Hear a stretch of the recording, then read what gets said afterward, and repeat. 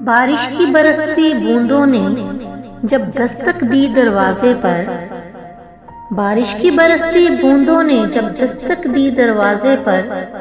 محسوس ہوا تم آئے ہو، انداز تمہارے جیسا تھا، ہوا کے ہلکے جھونکے کی، ہوا کے ہلکے جھونکے کی جب آہٹ پائی کھڑکی پر، محسوس ہوا تم گزرے ہو، احساس تمہارے جیسا تھا۔ میں نے گزرتی ہوئی بوندوں کو روکنا چاہا ہاتھوں پر، میں نے گزرتی ہوئی بوندوں کو روکنا چاہا ہاتھوں پر،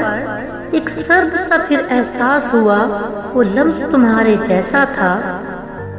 تنہا میں چلا پھر بارش میں، تنہا میں چلا پھر بارش میں، تب ایک جھونکے نے ساتھ دیا،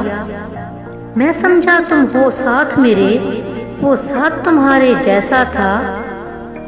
پھر رک گئی وہ بارش، پھر رک گئی وہ بارش، رہی نہ باقی آہٹ بھی، میں سمجھا تم چھوڑ گئے، احساس تمہارے جیسا تھا۔